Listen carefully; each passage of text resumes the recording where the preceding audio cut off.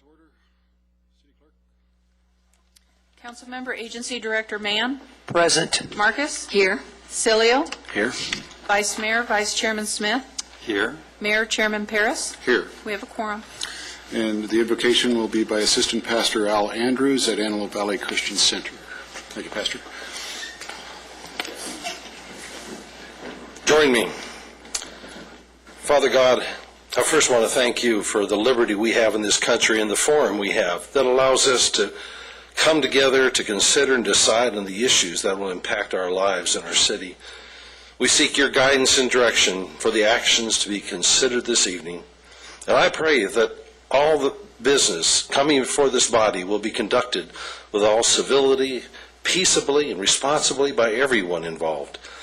Most of all, I pray that your love will prevail among us so that our business will be conducted not only efficiently and successfully, but also that all present will consider not only their own interests, concerns, and needs, but the interests, concerns, and needs of others as well, even as being more important than their own. I ask that the outcomes this night be the best for all who call this city home. I thank you now for your involvement in our affairs, and it is because we know that it is in you that we trust. In Jesus' name, amen. Amen. Thank you. Thank you, Pastor. Ms. Marcus, do you want to read the flag salute? Face the flag, put your hand over your heart, and start. I pledge allegiance to the flag of the United States of America and to the republic for which it stands, one nation, under God, indivisible, with liberty and justice for all. Thank you.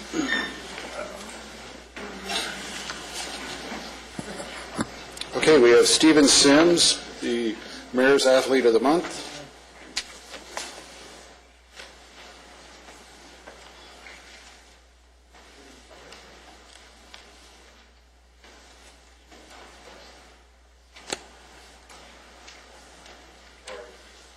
Congratulations.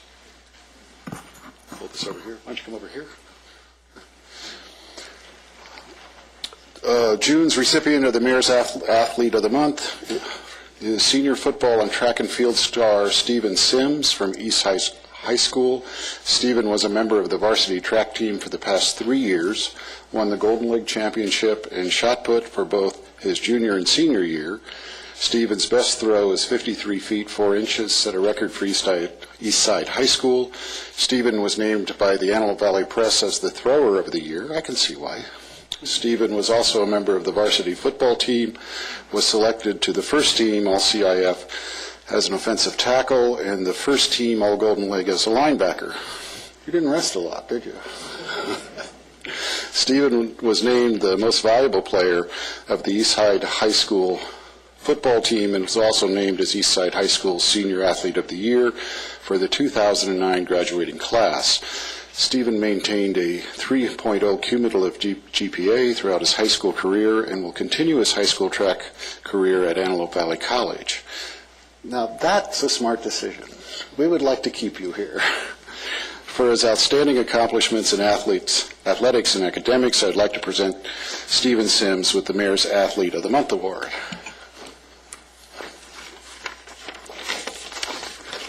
There you go. Let's get a picture.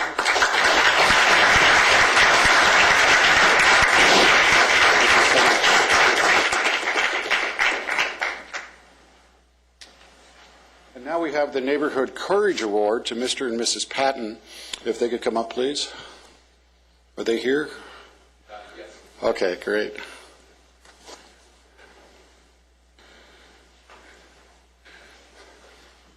Thank you. Thank you for coming.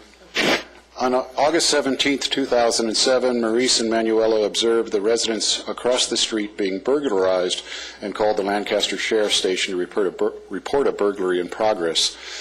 Their immediate reporting of the burglary in progress to the Lancaster Sheriff's Station resulted in the Lancaster Sheriff's deputies' arrest of the suspects. Mr. and Mrs. Patton attended all court hearings, provided eyewitness testimony, and identified the suspects. Mr. and Mrs. Patton's courageous involvement from the call to the Lancaster Sheriff's Station to their attendance at the court hearings led to the successful conviction of the burglary suspects.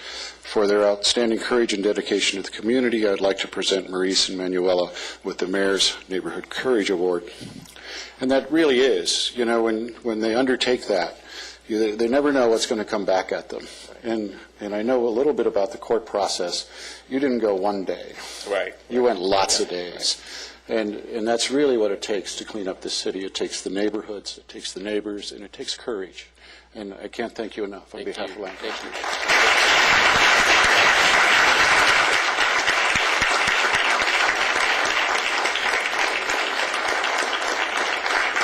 Thank you so much.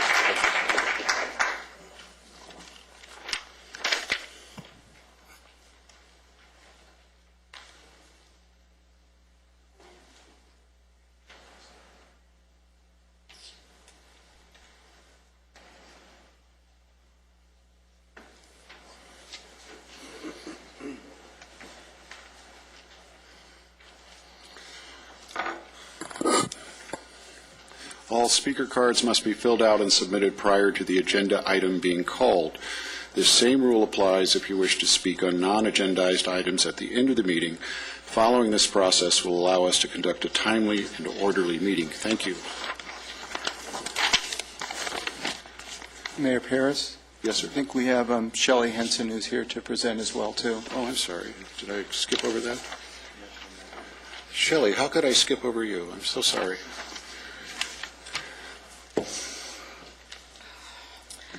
And for those of you who don't know, Shelley is responsible for giving us one of the most creative, innovative, and aggressive neighborhood watch system for a city in the entire nation, I think, at least from the results we're getting. And Thank you. that totally was your creation. Thank you. I appreciate that. Mayor Paris, council members, and city staff, as you know, National Night Out is this coming Tuesday, August 4th, and it also stands for America's Stand Against Crime.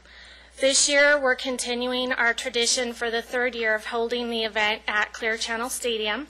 It'll be Tuesday the game starts at 7. We'll have pregame ceremonies with the mayor and council and some other surprises at 6:30 before the game. And gates actually open at 5 this year. So in addition to the festivities for pregame and during the game, we'll have static displays from the Sheriff's Department, Fire Department, CHP, city departments, including the Public Safety Office. And I thought this is a great opportunity this year to celebrate our strides we've made in reducing our crime rate. So in addition to city staff and the council, I would like to invite all community members. The last 2 years we've had the celebration with our Neighborhood Watch and Business Watch members only, but this year we're opening up to the community. So if anyone would like to purchase tickets, I can meet you in the back. And there's also flyers in the back. We're selling tickets throughout this week. We started sales last week. People can come Monday through Friday, 8 to 5, basically to City Hall, or we're selling tickets Tuesday, Wednesday, and Thursday night at Lancaster City Park from 6 to 8. We're also doing a special ticket offer, buy one, get one free. So I really hope we have a good turnout from our community. I don't know if you have any questions. We'll be there. Cost of the ticket is? It's $5, but for $5 you get 2 tickets. So it's $250. Really, yeah. However, we are limiting the number of free tickets to 4 per family. Okay, great. So, thank you. Thank you. Okay, redevelopment agenda. Anything on the consent calendar anybody wants pulled? Yeah, Mayor Paris, if we could pull RCC 4 on the consent counter. I've got a property on Beach that would be in close proximity to this, so I want to recuse myself. Okay. I move that we adopt the agency consent calendar as currently comprised. I second that. Let's vote.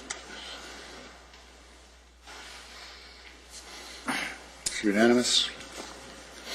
Mr. Mann is leaving the room. I move that we adopt agency consent calendar item number 4. I'll second that. Let's vote. It's unanimous.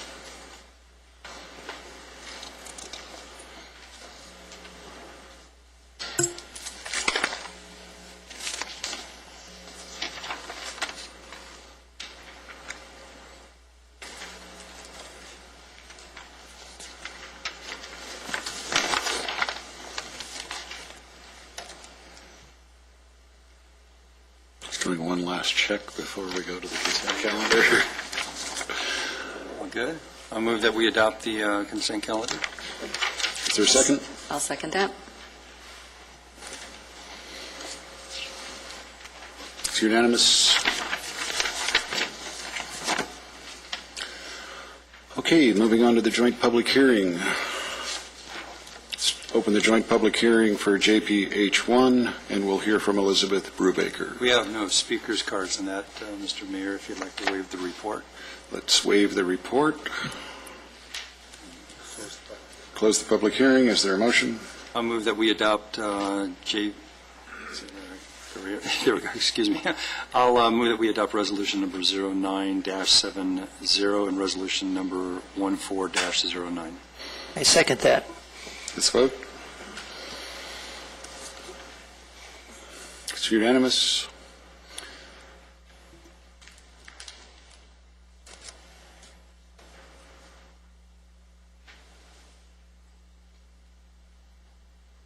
Moving on to PH item 1. Robert Neal? There are no speakers cards on PH1, Mr. Mayor. Let's waive the report. Is there a motion? I'll move that we adopt resolution 09-71. I'll second that. Let's vote. It's unanimous. New business item 1. We have a speaker's card. So we will hear from Elizabeth Brubaker.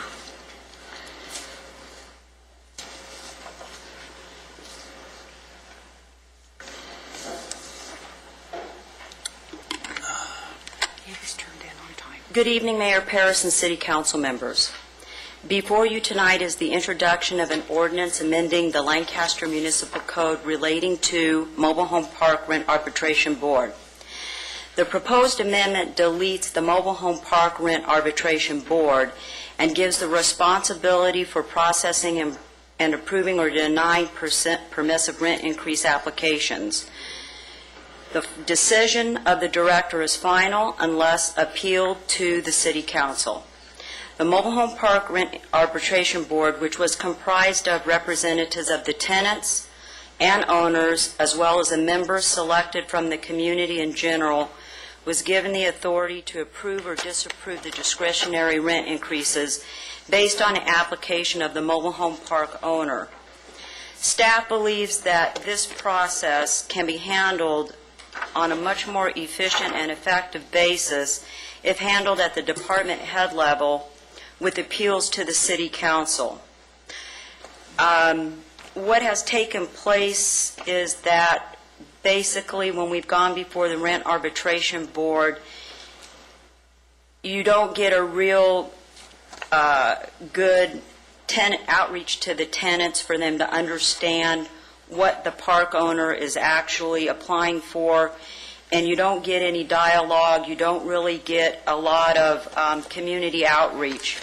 And what we plan to do is increase our outreach to the tenants, and if that means going to the park, we'll go to the park, because we do understand in senior parks it's hard for them to sometimes attend these meetings. There's a lot of times a misunderstanding of what's going on.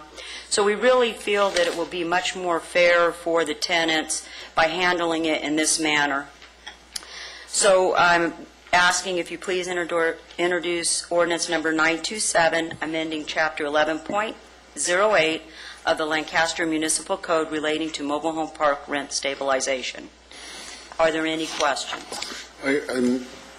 I'm curious as to where the process is outlined as to exactly how you're going to, reach out to the tenants and where that's required. Is that going to be something that you develop afterwards? Well, we're going to follow the ordinance, which is dictates public hearings and et cetera. So we're going to follow that.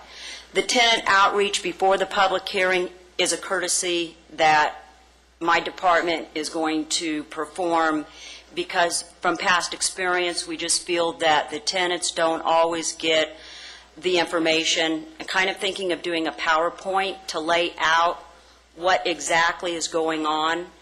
And doing it in the park itself? Yeah, I think we'll do one here and one in the park, because what I have found is that in some of the parks, the people are not able to get from the park to here. Okay. And I think that'll make it much easier and fair for all if both parties truly understand what's going on, and that just has not happened. Okay, thank you. Anyone else? Mayor Paris, I was privy to I believe there was some arbitration that the city actually was asked to facilitate, and Liz was there, as well as, I believe, Mr. McEwen, and I observed the entire time, and it really brought the mobile home park, I guess, tenants together with the actual owner, and I think to this day, I think we've alleviated a lot of problems, so I think with Liz's leadership and if need be, Mr. McEwen, I think Of course. we might be able to move things along. So I just want to tell you firsthand experience. This took place about 1.5 years ago. Thank you. Mr. Evans, David Evans. Thank you, Mr. Mayor and members of the council. My name is David Evans. I'm with the Western Manufactured Housing Communities Association. That's a statewide trade association of mobile home park owners. So I'm here on behalf of the park owners. I put down oppose on my card, but I'm actually both, and as I sat there thinking about it, I'm probably more in favor of this than oppose, but it's a little bit of both, and I'll explain. I called and talked with Ms. Brubaker about how this would work, and we are in favor of abolishing the Rent Arbitration Board in favor of the housing director. We think you'll get better decisions that way, someone that doesn't have an agenda, someone that's not running for the city council, that sort of thing, someone with a housing background. So we think that's a good thing. The part that we're opposed to is the appeals to the council, and that's not meant to be a criticism of this council. I would say that in any city or even county in the state that I work, because that's where it gets political. This is the room that we usually lose in. And usually it's because there's a lot of people behind me, and I represent my little row of out-of-town landlords. And out-of-town landlords don't stack up very well emotionally or politically with local voters, senior citizens. And so we lose whether we're right or wrong. And so, and I know it's very democratic, and I know the buck stops here and all that, but if you think about this from our standpoint, hopefully you can see our point of view, why we wouldn't want, if you have an appeals process to the council, eventually Ms. Brubaker is going to make a decision, I don't know when, sometime down the road, that the residents may not like. And then they're going to come out in force, and likely we'll get, depending upon how many turn out, likely we'll get what they want, whether her decision was right or wrong. And we're concerned about that because we've seen it over and over again. And I understand this has not been a real hot issue, I guess, recently, but I've been coming to Lancaster for a long time, and I remember when it was. And it wasn't a pleasant experience for us. So anyways, we hope that you'll reconsider and just have confidence in her decisions and let them stand. Thank you very much for your time. Whoa, whoa, whoa, whoa, whoa, whoa, whoa, whoa.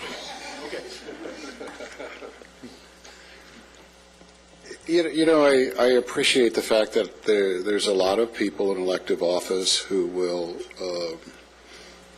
roll over the moment they start counting votes.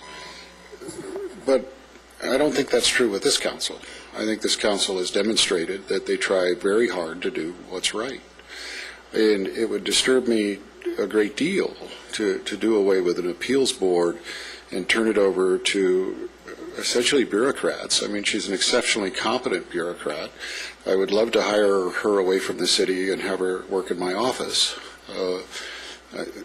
But nonetheless, it is a democracy, and people do have a right to appeal.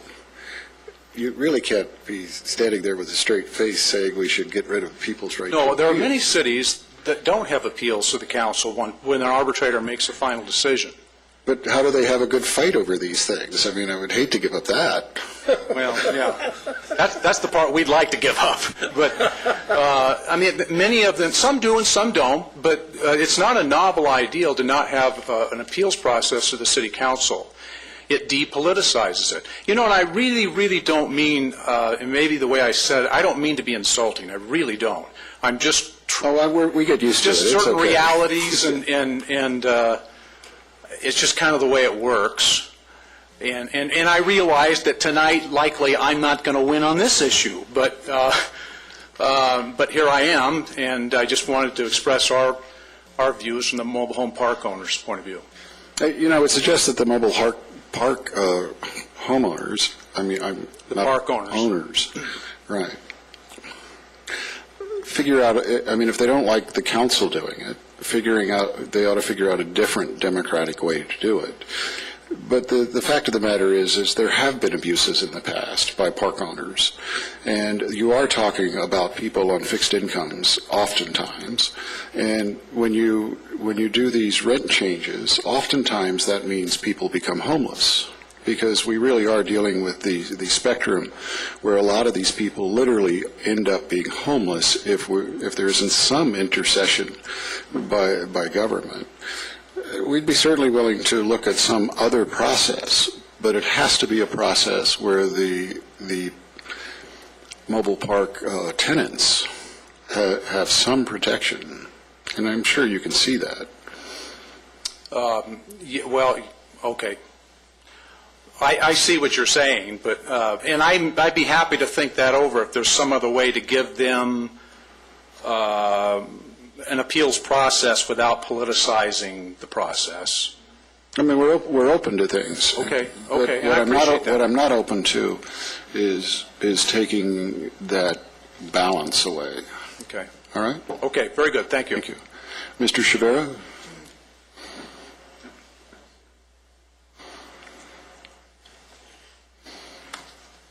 Mr. Mayor, members of the council. You didn't think I was going to let him get away with that, did you? Mr. Mayor, you are indeed a champion of the dispossessed, distressed, affordable housing population of this city. You have 28 mobile home parks, more or less. Palmdale only has 10. I'm here as an individual who has endured some of these venues and settings and all that. And as you know, I live in one of those senior parks. We still have unfinished business with respect to local control, since you have a rent control city. California suffers from 20% rent control cities only, even in this bad economy. You have to maintain your 20% set aside for your other redevelopment major projects. You need us badly. And it is just a matter of voting. It's a matter of decency and common sense, and of course, local democracy. You said it well. Your staff is recommending that they become the final arbiter, final until it reaches you. That's why you're the elected representatives of the people, not them. They have great means to communicate with you through monetary processes and other means. We don't, generally speaking. We are dispossessed. We don't even have a clubhouse over at Sherwood. So it'd be pretty hard to have an on-the-site meeting. We'd recommend Lancaster Baptist Church, where we've met before. We would like to have the city come to us in this respect. In any event, there is much unfinished business with respect to these mobile home park issues, and I'm happy that afterwards I'll consult with Mr. Evans, because he's been here before many times, and he has a definite, an appropriate interest in this. I would hope that you honor your staff, but by the way, page 1 of Exhibit A, the first page of the suggested ordinance, needs some housekeeping. Under the purpose, the single sentence paragraph purpose, I hope I'm wrong, but I think staff forgot to take out the Rent Arbitration Board language and insert language for the director. I think you're right. Yeah. I think you're right. That's the way I read it, too. Liz, after I said all those wonderful things about you. Any questions, sir? No, I think you're right. I think that does need to be fixed. Thank you for bringing that to our attention. And until a better process comes up, this is what we'll do. Yes, sir. Thank you. But you're okay with the process as changed, right? Yes, sir. Okay. Good. Thank you. Liz, how do you want to change that purpose? Mr. Mayor, I was the drafter of that. That was my mistake, not hers. You know, we have an uphill battle, you know, with the profession as it is, David. But when you do make a mistake, you ought to take credit for the mistake. That's true. That's true. So, Remember what I said about last year? I want to strike that now if I could. I think the change would be to delete the words Mobile Home Rent Arbitration Board empowered and insert the word process.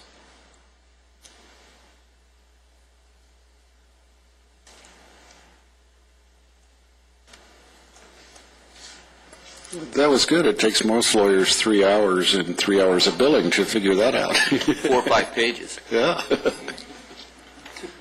Well, that being the case in the changing of the language, I'll move that we introduce ordinance number 927 with those changes. I'll second that. Let's vote.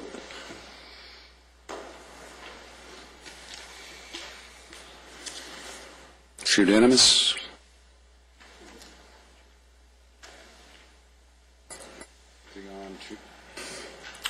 Moving on to council agenda item number 1, the Lancaster Performing Arts Foundation board appointments.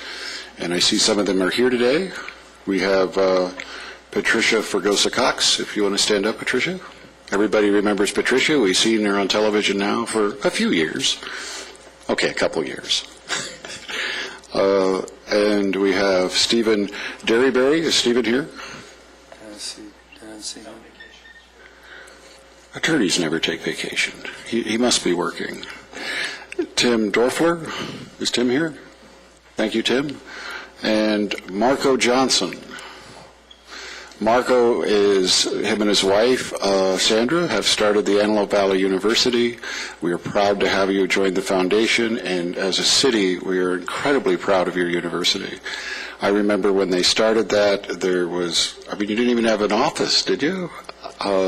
They gave you this wonderful opportunity to invest. I thought he was nuts. He'd be out of business in a week, and now he's bought the Antelope Valley Inn and has a real university. It's truly incredible. You should be very proud. They will be joining the Performing Arts Foundation, assuming the council agrees with the appointment. If that's your motion, then I'll second those appointments. Okay. Who? Well, Lou's been on the foundation forever. Well, maybe not forever. But certainly the foundation would not exist for Lou Bouzigui, and thank you for coming. And you've approved these appointments also, is that right? Great. Thank you. Let's vote. And it's unanimous. We have council agenda item 2. I just got the last evaluations from the chairman of the commissions, so I'll defer that to the next meeting. And now the city manager.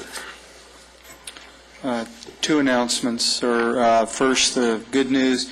The employees of the city of Lancaster, even in a bad economy, stepped up and raised over $20,000 for United Way from payroll deductions, which was an incredible feat. Barbara Boswell, who's not here today because it's her daughter's 21st birthday, led our charge for that. So I'm very proud of the employees for that. The second announcement is not as good. I want to give you a brief update on the state budget and then turn it over to Dave McEwen, who's going to ask that we add an urgency ordinance to the agenda tonight. Urgency matter. Urgency matter, I'm sorry, to the agenda.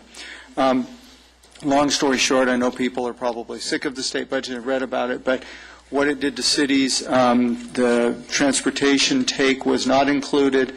The state budget that the governor just signed today would take approximately $2 million from our general fund for a quote-unquote loan that would be paid back in 3 years.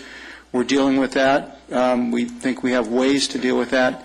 What we are having a very difficult time with, because it is extremely short-sighted, is the state would like to take $17 million from the city of Lancaster from our redevelopment accounts this year, and I believe $3 million next fiscal year. The payment will be due March 2010, the first payment, the $17 million. Why that is incredibly short-sighted is the city would not exist as it is today without redevelopment, both the amenities, the parks, the sheriff's department, et cetera, and this is going on up and down the state. We are right now, as a staff, looking at all the options we have for this to present to you. The first step is to describe what the issue is and then look at options. But our best, by far our best option, is the fact that a very similar steal was ruled illegal just last April. So the California Redevelopment Association is asking cities to join in a lawsuit against the state on this issue and for us to become a plaintiff. With that, I'd like to turn it over to our City Attorney, David McEwen. Mr. Mayor, members of council, we did receive today a request from CRA to become a plaintiff in the lawsuit. And in the proposed legislation, and we haven't yet seen the final version, but in the proposed legislation, they added a section that said that in the event of any judgment that prevents the payment of the ERAF monies, that the judgment will be applicable only to those parties to the lawsuit and not to the others who will still be obligated to make the payments. So by necessity, if we want to take advantage of any lawsuit by CRA, we need to be a party plaintiff to that lawsuit. To that end, I would ask that you add to your agenda this evening an action item to authorize us to notify CRA that we would become a party plaintiff to the lawsuit. I'll move that. And there's absolutely no cost to the city for doing that. I'll move that we add that to the agenda then. Second that. Requires a 4/5 vote.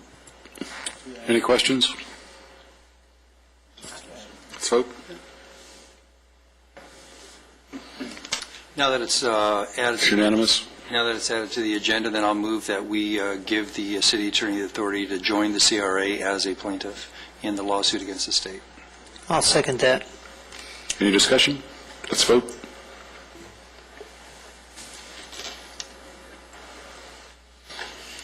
It's unanimous. Okay, anything else from the city manager? No, sir, thank you. City clerk, any announcements?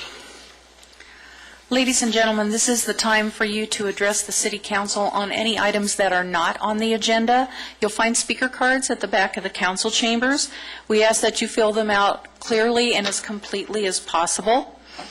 Individual speakers are limited to 3 minutes each. When you approach the podium, you'll see 3 lights. The green light comes on when your time begins. The yellow light comes on when you have 30 seconds left, and the red light comes on when your time is up. We ask that you be considerate of the allotted time to allow other speakers to have their 3 minutes as well. Following this procedure will allow for a smooth and timely process for the meeting, and we appreciate your cooperation. Our microphones are very sensitive and able to pick up your voices. Therefore, we do respectfully request that you do not try to adjust them. State law prohibits the City Council and the agency from taking action on items not on the agenda, and your matter will be referred to the city manager. Thank you. Okay, first speaker is Helen Acosta.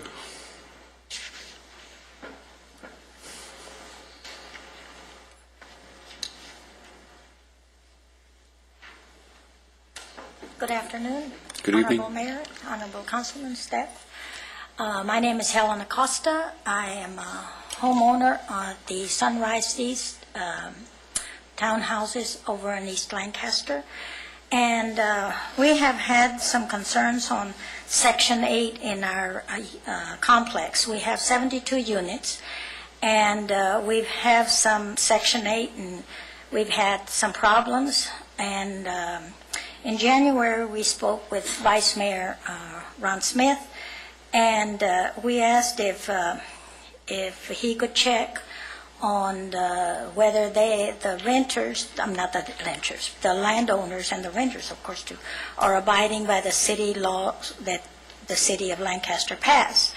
And we haven't heard anything, and we would like to know. We gave a list to him of the addresses where there are rentals, and so we wanted to bring this matter to the attention of the city council and the city, that we'd like to keep our complex neat and clean and peaceful, and we'd like to make sure that they're abiding by the laws that the city set forth. And so that is what I'm here for tonight. Well, yeah, I did meet with them, and we brought one of the staff out, and I checked with the staff, and I know, I forgot the lady's name over on the corner there writing. She was Louise, she was the note taker, and sent me and I forwarded that to the city manager. And I think you guys had another meeting on 3/16. We sent staff out to your place. We also sent another one out on 8/17. I think there's one scheduled with the public safety people. It was Neighborhood Watch. Right, Neighborhood Watch Winky, and everything. I think Right. was the name. So I forwarded it all to the city manager, and so I don't know where that is We at. haven't heard anything. That's Right, why I know you had the one resident that you thought might be a registered sex offender, and then you had a Yes. couple problems with nuisance, and we talked about nuisance ordinances of coming out there and everything. So I would just direct you to the city manager again, and then if you haven't had your answers, because I haven't had a phone call from you guys or an email again, so I just figured staff was taking care of you.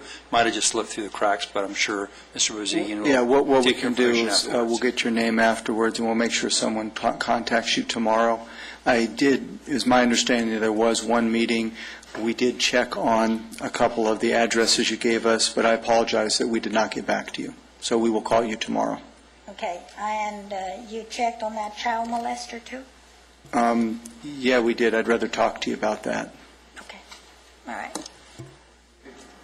Thank you. Thank you. Where are we on the neighborhood manual? I'm sorry. We were actually, Mr. Bozigian let us know today that it's actually going to be put on the website, so it's going to be available. You're talking about the neighborhood? The manual of what folks can do with problem Section 8 or any problem rental housing and how they Well, we touched on it just briefly, and Mr. Bozigian said that it was going to be on the website, and I think that's a great idea. And as far as trying to get sponsors to get it printed out, we're still looking into that, right? Yeah, it will be on the website. We've already started it in a couple days. We just put it in the PDF format, which has all the information and more that you've talked about. The manual to print, design, and distribute to all the households.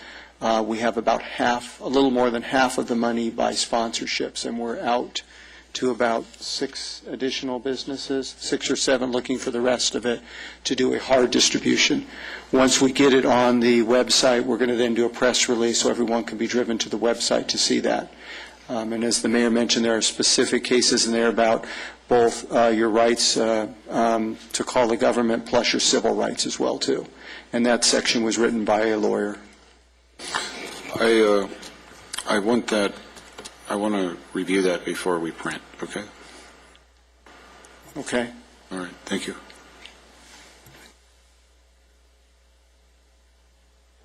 Tim May.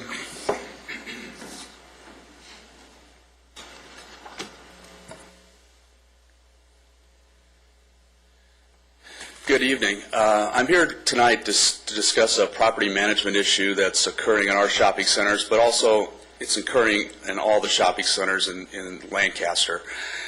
2 years ago, there was a group called Helping Hands, run by Damone Daniel, that set up out in front of the supermarkets and had people there that were very aggressive soliciting money. And we received, there's probably, in my history in real estate, the biggest complaints I've ever received from customers in a shopping center. We had to go to court and get a cease and desist and have them removed from the property. And there's a good article on Mr. Daniel's history in the Sacramento Bee that I provided staff earlier this week.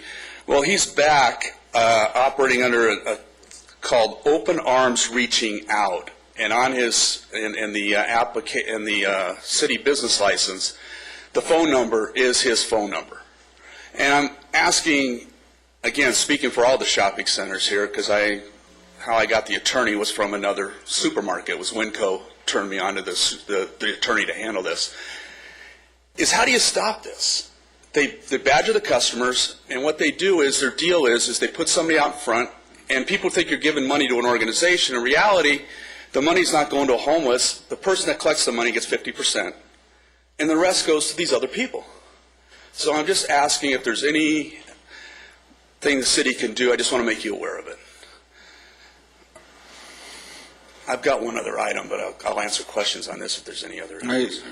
I want to look into that. I'd like us to come up with some plan. That seems to be a pervasive complaint about people being hustled at shopping centers. And, you know, I mean, heaven forbid I say anything about civil rights up here. But I think that if there are abuses going on, we should rectify it. And especially if people think they're giving to the homeless and they're giving to some creep who's putting it in his pocket. Not that he is a creep. I don't know anything about him, but I am aware that occurs. And we may want to look at filing a lawsuit on behalf of the people contributing. If 50% of this is going into somebody's, I mean, it seems to me that's a pretty good class action. I mean, I can get you a lawyer if you want. But I'm serious. I really want these people handled. I want people to be able to go shopping without having to deal with this all the time. When I was coming home from court the other night, on an off-ramp, there's an 18-year-old girl with a, I mean, she looked 18. She looked very young with a sign saying, you know, we'll work for food. I'm not quite sure what that meant. I mean, I've never seen that. I mean, it looked to me like it was another scam being deployed. Yeah. And I'd like our law enforcement to get much more aggressive with this, if we could. There are limits to... Anybody disagree? Yeah, we passed a number of years ago an aggressive panhandling ordinance that takes care of some of it, and I have it on, but a number of years ago, we passed an aggressive panhandling ordinance that takes care of a lot of stuff for them not coming up to the cars. They can't stand in the middle of the street, you know, and I mean, there's a lot of things that they could do. And I know the Helping Hands, it's either the Helping Hands or the Open Arms or the this or the that. They always ask me for money, and I tell them no because you're a scam. But I think the public needs to realize that there's legitimate, you know, agencies out there like Grace Resources and things that need money. And I know Stater Brothers, what they do over there is they put the guy over in the corner, and I think they have a big sign saying that, you know, saying something about it. But yeah, I think we should do everything we can, but within the... I don't think it's a simple process. I mean, I believe that if somebody asks, I'm required. I mean, my religious beliefs require me to give him something. But I also understand I'm being scammed sometimes. But, you know, maybe it's not an insurmountable problem. Maybe we can figure out a way that legitimate people who legitimately need to eat, I mean, I'm just not opposed to it if it's done in a manner that's not aggressive. And you know what I'm trying to say? First of all, I don't think we can legally stop it. But when it's being done aggressively and it's a scam, I think we should come down with a ton of bricks. If it's aggressive panhandling, for lack of a better word, or aggressive solicitation, yes, we can do something about that. If it's somebody that is there and soliciting and suspected of doing it for basically fraudulent purposes, we can investigate that and withdraw their business license if we conclude that they are conducting a fraud. In the past, the investigations that staff has done has not revealed any evidence of fraud. That doesn't mean that it doesn't exist today. And so we can certainly look into it again. Earlier today, I provided you with a copy of the memo that I did a couple of years ago dealing with the Winco situation. And there are limits to what we can do and what we can expect the Sheriff's Department to do. And mostly this is a civil matter that needs to be taken care of by the property owners themselves. And as Mr. May indicated, that's exactly what they did a couple of years ago. Maybe we can figure out a way to assist them with that. Yeah, I don't know whether we would have standing, but it's something we can look at. I mean, those are all the issues that, obviously, they're good questions and deserve a more in-depth study that we can give them tonight. Like I said, So let's put a date on it. 2 months, we revisit? Yeah, give us some time to look into the background of the group, and I would think we the could whole comfortably- process. I want to revisit the whole process. I would think we could bring something back at one of the September meetings. Wonderful, thank you. And what was your other issue? Like I said, the Sacramento Bee article is 5 pages in depth with discussing this group. The second has to, I don't know if it's next meeting or 2 meetings from now. The 25th I'm not able to attend. But I hope the City Council does pass the time limit increase for conditional use permits. Our project at 30th and K is essentially dead right now, even though I have permits ready to pull in the next room for building, site, everything's all done. We have $500,000 into it, but the supermarket has decided to delay the project, and also, bottom line is, there's no construction money available. I went to over 30 banks, and if you mention the Antelope Valley, you've got a better chance of getting a loan in hell, to be honest with you. Because of the housing situation. So, but hopefully the City Council does pass that and mirrors the state what they did with the tentative maps. It would be outstanding, and I appreciate that. But realistically, we're probably looking at a 3-year delay. Thank you. Thank you. One observation on the aggressive solicitation. You mentioned aggressive solicitation that's fraudulent. It seems to be sometimes we have that's not, they're not terribly aggressive, but you mentioned sometimes they get 50% of the take for soliciting. To me, that's fraudulent. That just rubs me the wrong way. I don't know if we can come up with some methodology of, I don't know, when they get a business license, can we post what their policy? I'm just looking for some way to give feedback to the public as to what they're actually giving to. Why can't we define what is reasonable in regards to that? I think that deserves some investigation. Obviously, that was something that I thought was wrong with, if in fact that is what they are doing. We haven't established, as a matter of fact, other than seeing the newspaper article, that they are in fact doing that. So we need to establish that, and then we can go from there as to, and there are rules applicable to nonprofits as to what they can do and what they can represent. So, and how the money is then dispersed. For what charitable purpose? Is it a charitable purpose to give money, to have a person soliciting money that then 50% of it goes to the person soliciting it? I'm not sure that satisfies the charitable purpose for which they were organized. So we need to look into all of those various rules, and they are not simple rules. They are very complex, and they take many hundreds of pages in the tax law and in the regulations, and we'll just have to dig into it and then bring something back to you.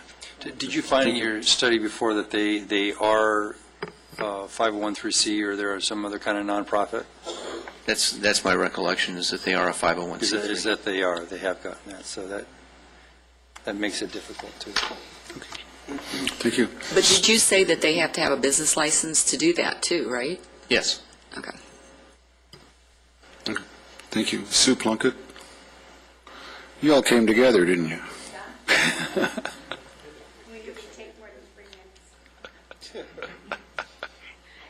Hi, I'm Sue Plunkett. I'm here also with the Sunrise East Townhouse Association. I am on the board. During that meeting that we had with Vice Mayor Smith, we also discussed problems with waste management. It's come to our attention, reading the newspaper, that you've just renegotiated that contract. We wanted to know if anything that we had talked about was addressed in that. We are a residential community. We all own our units, or the owners rent them. We are not rental property. We are not a business. We're a nonprofit. We get 1 trash can. They do not give us 3. We pay, as the association dues, we pay our trash, and it's paid in 1 bill, 72 units, 1 bill, instead of them billing 72 different units and hoping to collect. They do not give us the 3 trash cans. They will not pick up trash cans at units that have been empty for over a year now. They don't cooperate in any way with those, but we pay the same price as the people out in the neighborhoods.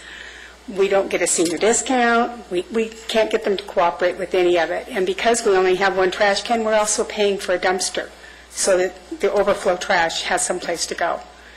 We'd like to know if any of that's been addressed. Same answer.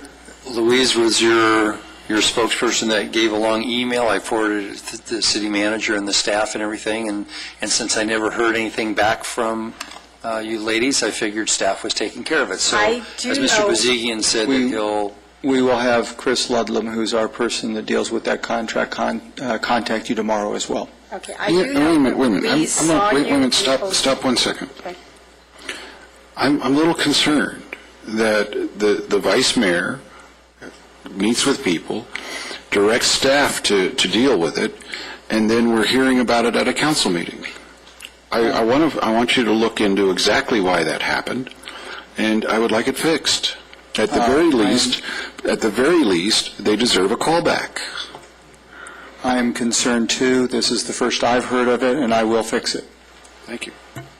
I think our solution is, if we don't get resolution here, we will tell Waste Management they can now bill each individual owner.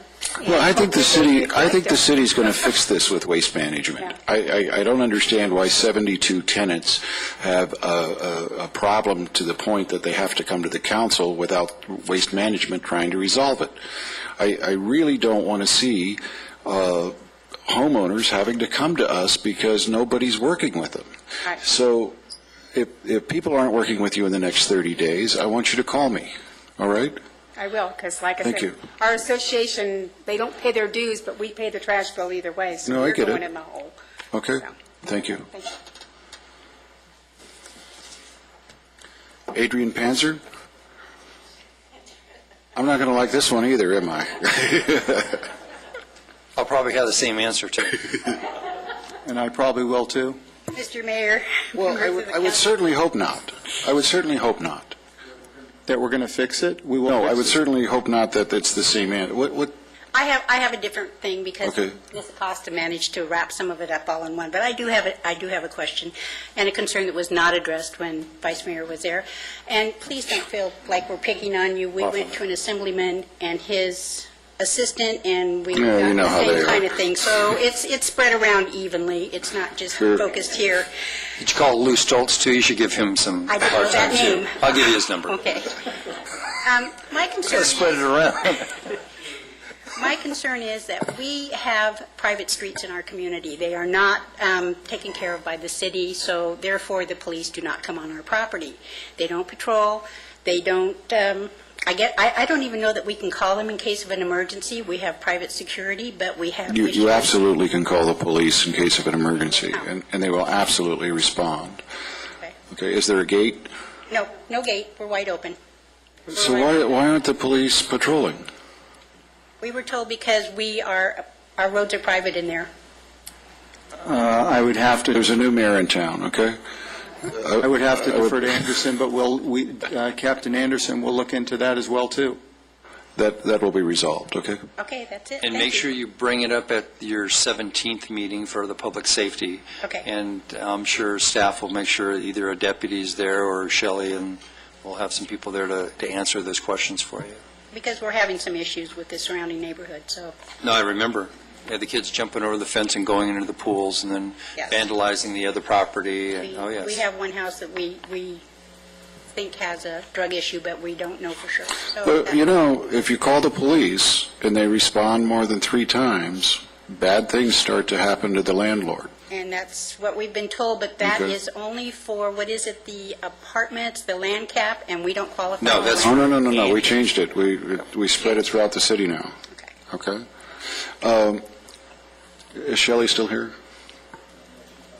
Have Shelley hook up. Okay, great. I Thank you. believe it's 4, isn't it, though? So we get, so yeah, what happens, it doesn't matter whether it's a home, it's an apartment or whatever, if you call the sheriffs within a 12-month period of time, and they have to go out there the 4th time because of problems, loud music, you think there's drug dealing, I mean, you know, whatever the problem is, on that 4th time, they get a letter saying, guess what, next time we come up, it's $1,000 a pop. every time we come out. And that's going to be a good tool, and that's what the mayor was, talking about, getting a pamphlet together to sort of explain citizens how they can. We find the neighbors that use that are very happy with the results. I would think so. Okay? Thank you. Thank you. Next one, Louise. Louise, is it Faux? Okay. Good evening, ladies and gentlemen. I don't really have much to add anymore since it was all brought up already. I'm just kind of wrapping it up at the end. I do want to state that I did send you an email, follow it up. After I saw you at the Costco store, you mentioned, and I right away attacked you about this, our little problem, and you very gentlemanly told me that give it a little bit more time and then contact you again. And I did do that. Perhaps it got, I'm sure you get a lot of emails, and maybe mine got lost in the shuffle, but I did follow up on that. You can always call me on the phone, too. Okay. And get a hold of me that way. Sometimes emails go into email purgatory, and, but usually I'm pretty good about the email. When but we you can did always give me a join call. the Neighborhood Watch, Jim Weinke and Vice Mayor Smith were there, and they spent a lot of time with us, and we got quite an education on how we can better our community, and I think our community is better because of it already. And we are just, we're, in this time, we're spending so much extra money that could be saved when we can get some help from the different community members and so on. Okay? Okay. Thank you very much. Remember, 30 days, okay? Give me a call. David Paul?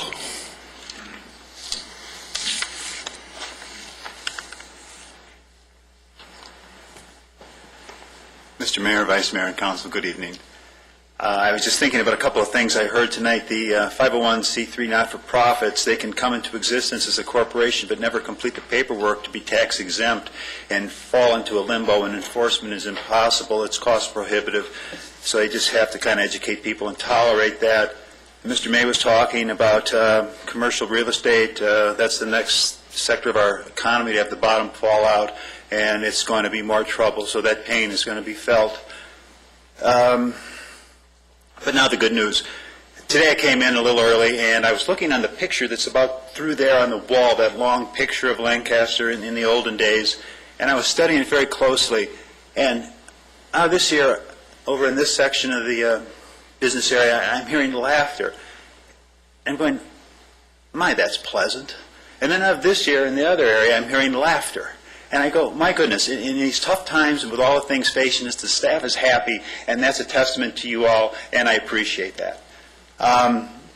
Next thing I want to say is thank you very much for having this party on my birthday. What a great way to spend it. And if I'm just hoping that, how many of you here think that I could knock it out of that park? I'm telling you I can. And if I get a chance, I'm going to prove it to you. There's just one more thing I want to say tonight before I go home. My friend Robert Neal here, he was up here the other day, and you're all giving him sympathy, and yes, the public. He's the Toastmasters president. He taught me everything I know about public speaking. So please, please don't fall for that puppy dog. No kidding. No kidding. Thank you. Thank you, David. Thank you.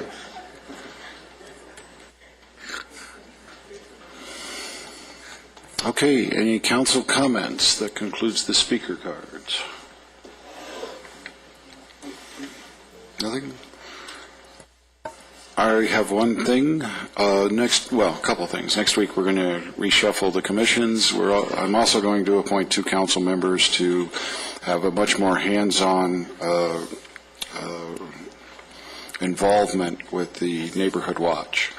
I think Shelley's doing an excellent job, but I think that's something also that the council should be heavily involved with, just so you know what's coming. And now we will adjourn to executive session, right? Mayor Paris, I've got a brief council report.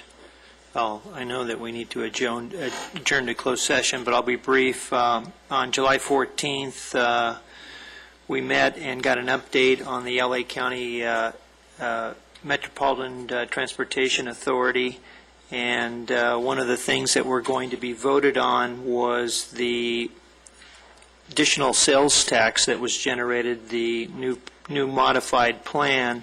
There was some questions about Highway 138 and where it stood in the status, and because that was not part of the updated plan, we made a request for them to wait and hold their decisions on prioritization to include Highway 138. And then the positive thing is the cities of Lancaster, Palmdale, and Santa Clarita should receive about $37 million in project funds, and out of that, we're slated to get $4.1 million for 3 projects. And then there was some minor housekeeping. So with that, concludes my report. Thank you. I had one comment Yes, also. Councilmember Mann and I attended the groundbreaking event hosted by Marco and Sandra Johnson, and who founded the Antelope Valley Medical College over 10 years ago. And they are now expanding their college to an institution of even greater value to our community. And we had the privilege of being there, and it was an amazing day. And you could tell that this is not just a business with them. This is their baby. They have shed some tears and worked really hard about this. And this is something that they're bringing to Sierra Highway, and it's a 10-acre site, right? But it's truly amazing, and we applaud you again. Congratulations. If there's anything that the City of Lancaster can help with you, but we're so proud of you and proud of what you've accomplished. And that is quite the feather in your cap, as well as Lancaster's. Thank you so much. Okay, with that, we will adjourn to closed session regarding anticipated litigation. It isn't the Desert Inn, is it? I'm so happy.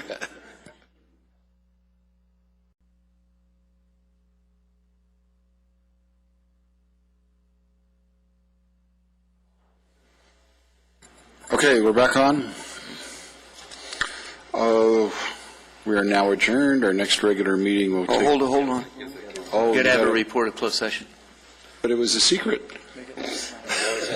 Mr. Mayor, the city makes zero sense to me. the city council did meet in closed session under Government Code Section 54956.9A concerning a lawsuit brought by Save Our Neighborhood Group versus the City of Lancaster. It's case number BS, appropriate, 121501. So, and they gave direction to council concerning the handling of that lawsuit. I don't think those particular types of lawsuits are BS. I think the people in those areas are affected, and certainly should resort to the courts when appropriate. I agree with you. That was a crass statement. However, I think the particular pleading is not well done, and I think that was more a comment about the attorneys who drafted it as opposed to the rights affected. That is absolutely the case. Okay, good. Thank you. Okay, and Carol, my day is done. I'm coming home after 2 more meetings. So 5 o'clock next week. 5 o'clock next week, August 11th at 5 p.m. 2 weeks. 2 weeks, that's right. Thank you for coming.